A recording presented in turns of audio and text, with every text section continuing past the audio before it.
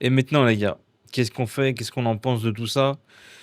Honnêtement, je sais pas trop quoi m'attendre pour ce début de saison avec le Real Madrid, dans le sens où je suis ni optimiste ni pessimiste. Euh, Faut pas non plus rentrer dans un complexe par rapport à cette saison passée où elle est complètement ratée. Je pense que faut pas non plus être euh, trop dans le négatif, trop dans un juste milieu, mais tu veux pas non plus, t'as pas de signe qui te permet d'être très optimiste non plus. Euh, mais avant de m'expliquer, comme d'habitude, les gars, n'oubliez pas de vous abonner, de liker, de partager en masse. Ça m'aide énormément. Donc, ouais, pourquoi je dis ça? Parce que dans les trucs qui m'inquiètent un peu, c'est certaines gestions, notamment avec Bellingham. C'est vrai qu'on j'en ai pas trop parlé, mais j'en ai entendu parler à droite à gauche. Mais je trouve la gestion Bellingham par rapport à sa blessure et son opération à l'épaule, je trouve la gestion, le choix très mauvais en fait. Normalement, tu aurais dû l'opérer dès la fin du championnat. Quand tu savais qu'il n'y avait plus rien à jouer, directement, il aurait dû faire son opération à ce moment-là. À quel moment tu l'as fait après la Coupe du Monde des clubs pour rater par la suite 3 ou 4 mois de championnat, début de championnat? Enfin, moi, cette gestion-là, j'ai pas compris. Sachant qu'au final, bon, bah, ça servait à rien parce que t'es sorti en demi-finale. Donc, ou en quart, je sais même plus. Mais même avant ça, tu savais que pour moi, la priorité, c'était pas la Coupe du Monde des clubs, c'était le début de championnat. C'est super important de bien commencer le championnat. Et en fait, du coup, bah, tu laisses ouvert à des possibilités qui peuvent être dangereuses dans le sens où, bah, qui dit qu'il y aura 3 4 mois de compétition, tu sais pas comment il va revenir. Il va revenir quand tout le monde a retrouvé le rythme, a retrouvé une dynamique sans lui. C'est quand même assez compliqué. Lui, il arrive où tout le monde a recommencé sa saison et lui, il doit, entre guillemets, pas faire sa place, mais trouver rapidement son rythme pour pas, comment dire, dénoter par rapport aux autres. Imagine-toi que l'équipe sans lui marche super bien, que c'est nickel, ça joue super bien, tu as gagné tous tes matchs et tu as une dynamique incroyable. Tu fais comment maintenant? Et tu as Bellingham qui revient à ce moment-là. Tu prends le risque de casser la dynamique en le mettant direct titulaire ou tu veux pas briser cette dynamique et tu mets sur le banc. Mais bon, si tu mets sur le banc, Bellingham, c'est pas un joueur destiné à être sur le banc, donc forcément ça va faire jaser, ça va faire parler, etc., etc. Donc, tu ouvres cette possibilité en ayant fait ce choix, en fait, de faire son opération après la Coupe du Monde des clubs. Et si tu prends le risque de casser la dynamique, de te faire rentrer direct, et que ça marche tout d'un coup, bah ça marche plus, il a cassé la dynamique, enfin, tu peux créer des problèmes en fait. Et ça, tu aurais pu esquiver ces potentiels problèmes si tu l'aurais fait opérer directement en fin de championnat. Donc, tu as cette gestion-là, tu sais pas comment va revenir Bellingham, s'il va revenir directement à un très bon niveau, ou potentiellement il va mettre du temps, donc ça veut dire qu'il a raté toute la première partie de saison. Euh, Parce que c'est pas sûr qu'il vienne directement au top, hein. Donc, je sais pas. Donc, il y a cet inconnu-là. Ensuite, tu as la gestion Vinicius qui, moi, m'agace en fait. Et en gros, ce qui se passe en ce moment, c'est totalement à cause de la gestion que tu as eue avec Vinicius depuis un an. En fait, le mec, t'as permis de rester au sommet et de tirer vers le haut pendant plusieurs années. On parle pas d'une seule année, les gars. On parle de plusieurs années. Il t'a tiré vers le haut depuis plusieurs années avec Benzema, etc. et tout. Il te fait une saison masterclass. Et derrière, en fait, ça fait des années, en fait, qu'il cultive, qu'il sème de bonnes graines et qu'il en prend bien soin. Il les arrose, etc., etc. Donc, il a mis de très bonnes graines. Il a favorisé les conditions pour que ça pousse bien, etc., etc.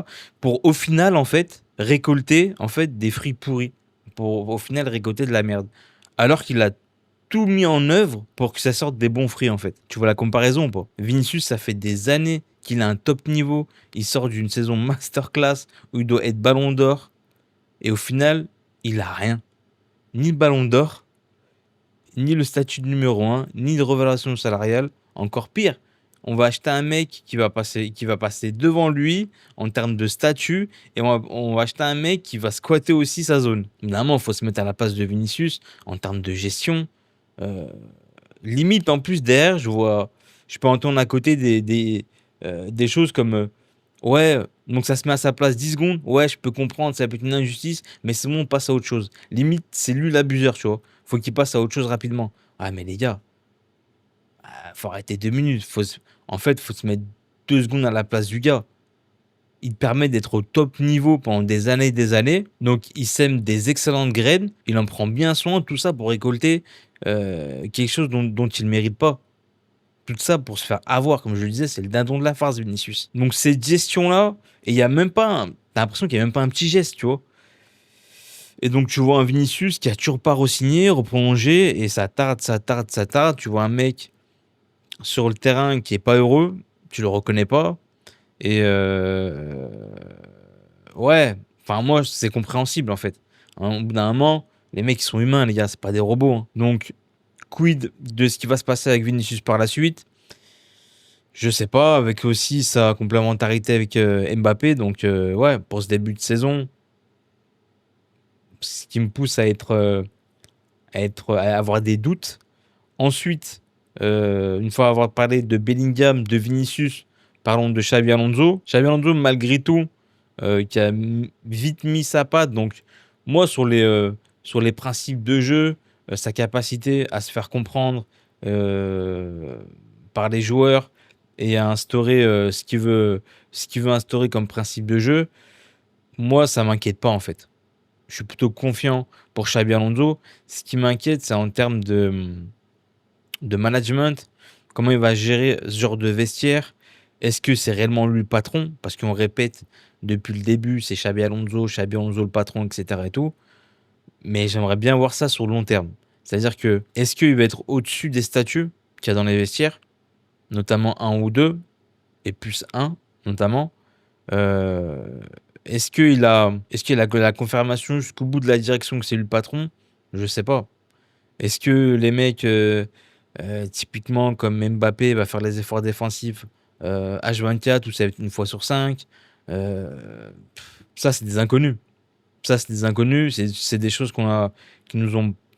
Enfin, on n'a pas de garantie par rapport à ça. Dans tous les matchs qu'on a vus, bof, c'était en termes de jeu sans ballon euh, par rapport à Mbappé. Je parle d'Mbappé parce que c'est principalement lui dont il y a de gros doutes par rapport au repli défensif, par rapport au jeu sans ballon. Donc, je sais pas.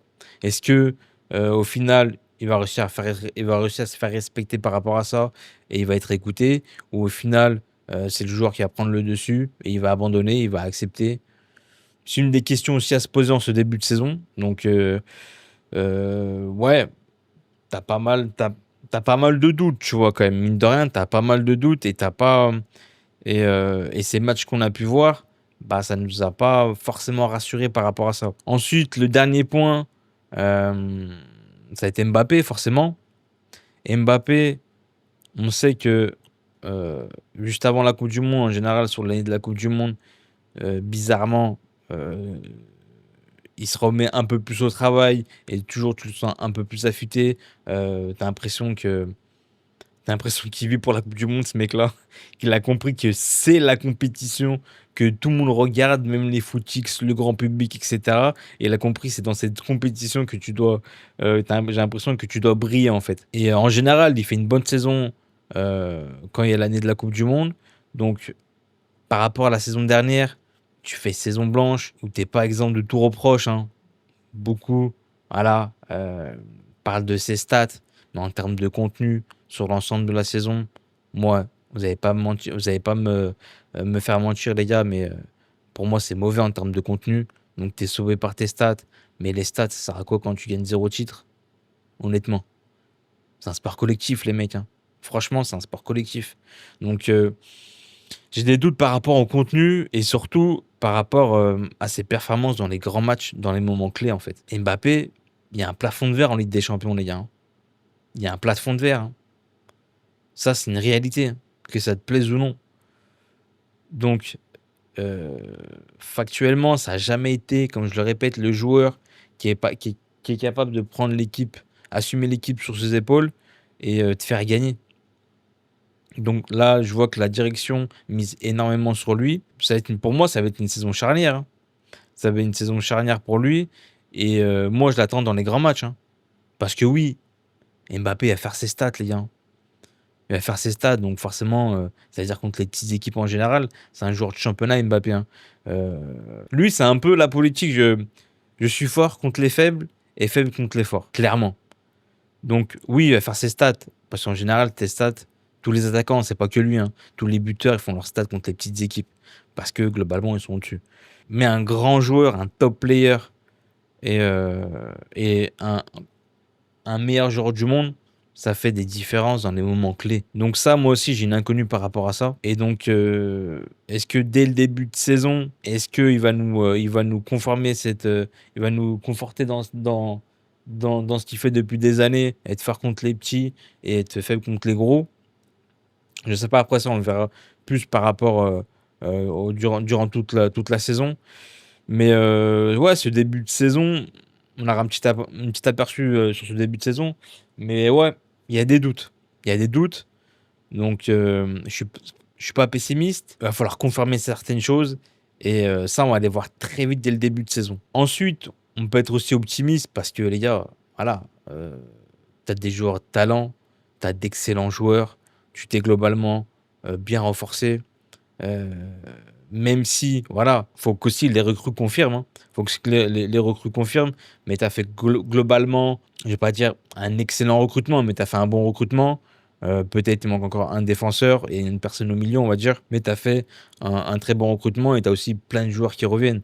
Eder Militao, Carvajal, tu as aussi Arda Güler qui peut confirmer sur cette saison et s'imposer et Arda, ça peut être un gros plus sur cette saison s'il se révèle, si on lui donne sa chance, si on lui donne la confiance.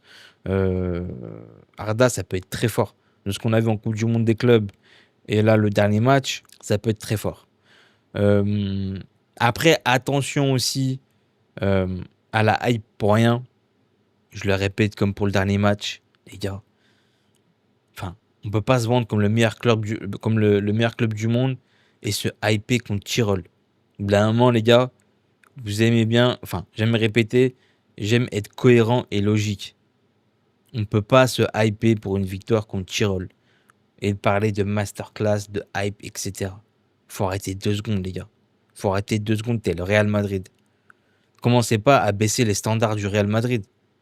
Moi, les gars, ça m'inquiète quand je vois ça, hein. Et la plupart des contenus que j'ai vus, des titres, oh, hype, etc., masterclass, ah, doucement, les gars. On est le Real Madrid, les mecs. Allez pas vous hyper sur un match de préparation contre Tyrol. Je le répète. Donc, attention de ne pas se hyper. Et là, ça me fait toute la transition sur Mastantuono. Doucement sur le joueur. Laissez-lui le temps, les gars. Enfin, là aussi, on se hype. Alors qu'on n'a encore rien vu. On n'a encore rien vu. Et après, je vais pas faire le gars en IT qui a suivi le joueur. Très peu de monde l'a suivi, on va pas se mentir, les gars. Très peu de monde l'ont suivi. Donc, on va pas se mentir. Faut arrêter de se hype pour rien. Et des vidéos que j'ai vues, il y a pas quoi se hype. Euh, T'as pas matière de hype comme tu pouvais avec Neymar. Neymar, quand tu voyais des vidéos, tu voyais des choses qui impactaient la rétine quand même. Tu voyais des choses que tu voyais rarement, même en Europe. Même tu voyais des choses que tu voyais pas en Europe. Déjà, à son époque, quand il jouait au Brésil, là, Mastantuono, c'est un bon joueur, voire très bon joueur, mais il t'impacte pas la rétine comme un Neymar. Donc doucement sur la hype. On va voir comment il s'intègre petit à petit. Tu joues au Real Madrid maintenant, tu joues plus en Argentine. Donc doucement les gars, arrêtez de vous hype encore une fois. Enfin, t'as une impression que parce que t'es sur une mauvaise saison, t'as envie absolument d'être hype. Et du coup, tu vas être hype pour tout n'importe quoi. Non les gars, doucement. Doucement. Maintenant, si on commence à taper un 3-0 contre Barcelone dans un classico, là oui, je serais le premier à me hype. Surtout avec du bon contenu, des belles performances individuelles de Vinicius ou d'Mbappé ou d'autres. Ouais, pourquoi pas. Mais là, les gars, doucement. Doucement. C'est pas parce que tu as fait une saison de merde que tu as envie d'être hype absolument que ça y est,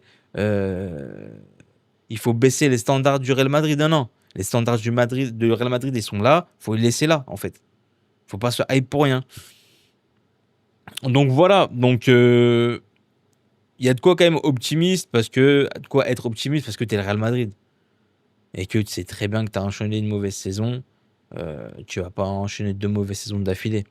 T'as de très grands joueurs dans l'équipe. T'as fait un bon recrutement, même s'ils doivent être confirmés. Carreras, Trent, etc. et tout. Heusen qui a déjà pour moi confirmé, qui est déjà très très fort.